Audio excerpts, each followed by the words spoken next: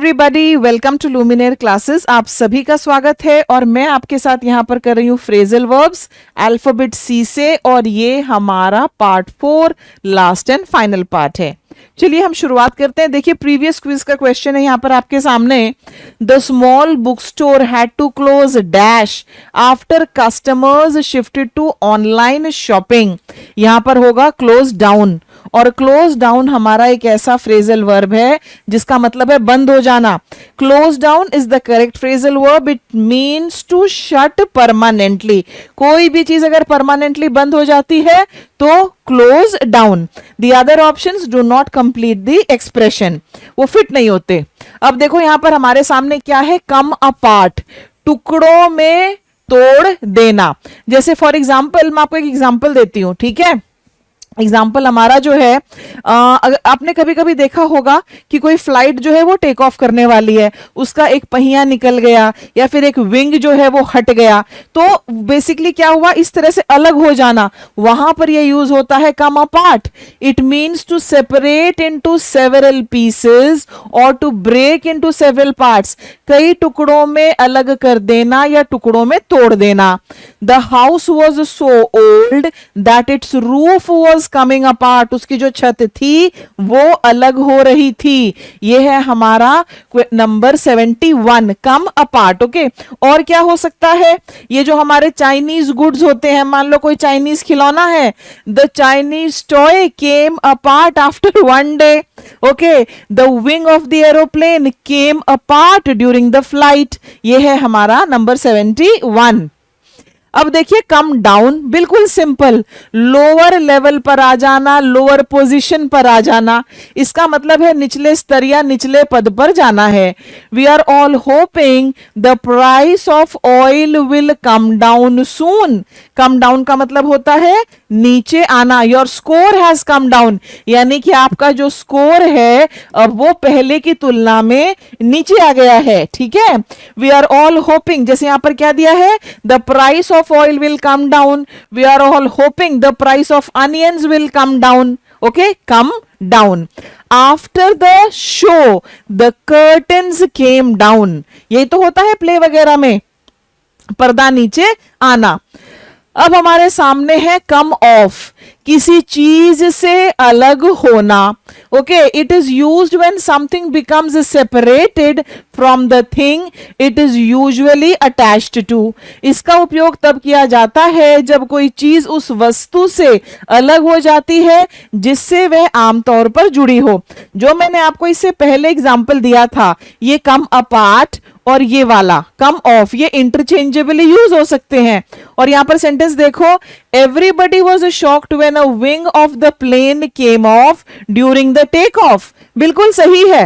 Okay, अलग हो जाना, इन दोनों फ्रेजल वर्ब्स को, कम ऑफ एंड कम अपार्ट को आप इंटरचेंजेबली, तभी मैं यहां पर एक और लिख देती हूं आपके लिए, कम अपार्ट, इनको आप इंटरचेंजेबली यूज कर सकते हैं, ठीक है। The shoe sole came off during the race. The sticker that was on the bottle came off. The label that was on the bottle came off.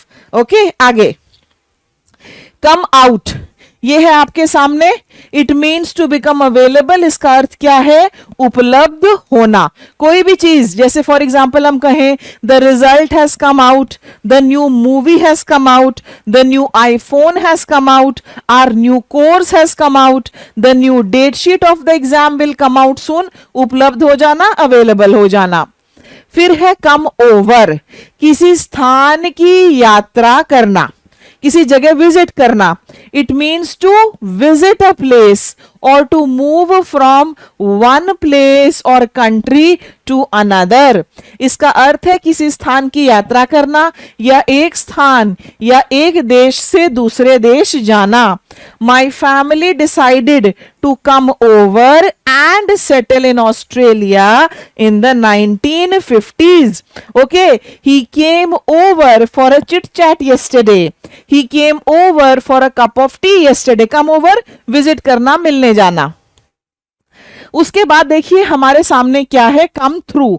और आप लोग जो है इस पर निशान लगाइए, वेरी इंपॉर्टेंट है ये, वेरी इंपॉर्टेंट। क्यों है ये, किसी खतरनाक परिस्थिति में अपने आप को जीवित रख पाना या फिर उस खतरनाक स्थिति से निकल जाना। ओके ऐसा होता है। The world came through Covid, इसका मतलब क्या है कि उस मुश्किल परिस्थिति से भी दुनिया ने अपने आप को बाहर निकाला, right. It means to survive a very difficult और डेंजरस सिचुएशन। इसका अर्थ मुश्किल अथवा खतरनाक परिस्थिति या समय में जीवित रहना है। दे came through the economic crisis by reducing their staff to half. Yes, लोग जो है इकोनॉमिक क्राइसिस क्या होते हैं? इकोनॉमिक क्राइसिस होते हैं कोई आर्थिक परिस्थिति जो तंगी वाली परिस्थिति हो, उससे उभर कर बाहर आते हैं, तभी तो उनके स्टार्टअप चलते हैं और तभी तो हम कहते हैं ना कि oh he was a strong founder. Okay, the team came through despite all the odds. She came through with flying colors in the examination. Come through का मतलब है मुश्किल परिस्थिति को पार करना। We are all praying that he comes through the surgery, यानी कि वो सर्जरी जो है उसको पार करे। Okay, he has come through a lot of difficult times. Come up with, ये भी आप प्लीज नोट करें, this is also very important. Okay, what is come up with? किसी समस्या के समाधान की योजना बनाना।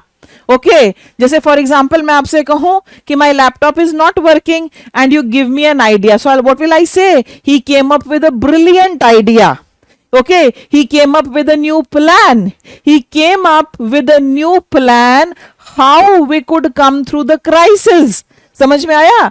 It means to think of something, जैसे कि कोई प्लान हो गया, आइडिया हो गया और अ सोल्यूशन जब हमारे सामने कोई प्रॉब्लम है, समस्या है।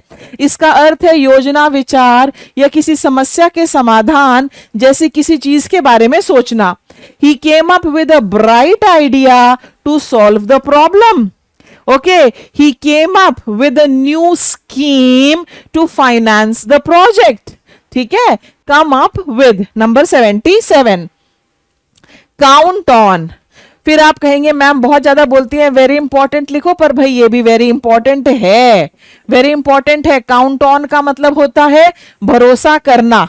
जैसे फॉर एग्जाम्पल अपनी वोकैबुलरी सुधारने के लिए आप मुझ पे भरोसा कर सकते हैं, अपनी ग्रामर सुधारने के लिए आप मुझ पे भरोसा कर सकते हैं, एक बहुत अच्छा स्कोर एग्जाम में लाने के लिए आप मुझ पे भरोसा कर सकते हैं, इंग्लिश में इंप्रूवमेंट लाने के लिए you can count on me, you can count on me to improve your vocabulary, you can count on Luminaire to build a strong vocabulary. Clear?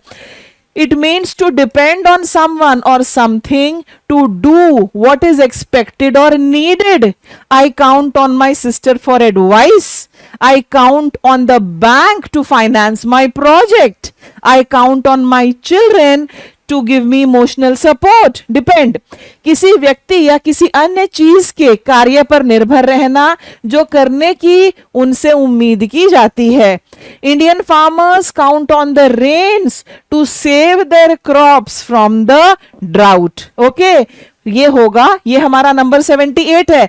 जब भी निर्भर करना होगा, काउंट ऑन होगा, इस तरह के सेंटेंसेस बनेंगे। Okay, BJP is counting on XYZ party for support so that they can form the new government. Clear? Count on निर्भर होना। अब आ गए हैं हम क्विज फॉर द डे पर। So my dear students, alphabet C से इतने ही थे हमारे, इतने ही फ्रेजल वर्ब थे और काफी थे। अब आप कहोगे मैम ऐसे तो मत बोलो, इतने ही थे, काफी थे। आप मेरे साथ साथ अपनी वोकैबुलरी बिल्डअप कीजिए, ठीक है। छोटे छोटे डोज में आपको दिया जा रहा है, छोटे छोटे डोज में आप एक ही दिन के जो काम है ना उसी दिन खत्म करो, रिवाइज करो, लर्न करो, रिटेन करो। और साथ ही साथ इस क्विज का आंसर जो है कमेंट सेक्शन में दो। Identify the part of the sentence that contains the error. Oh very nice, इस बार फिल इन द ब्लैंक नहीं है। ओके, और साथ में मैं आपको ये कहना चाहूंगी कि इस तरह के क्वेश्चंस आपके एग्जाम में आते हैं। ओके, आपको सेंटेंस के 4 पार्ट्स दे दिए गए, बताइए एरर कहां है, और जो इसको कर लेगा, ओके, जो स्टूडेंट इसका करेक्ट आंसर देगा, आई विल से दैट उसको फ्रेजल वर्ब समझ में आ रहे हैं, इज अ ब्राइट चैप।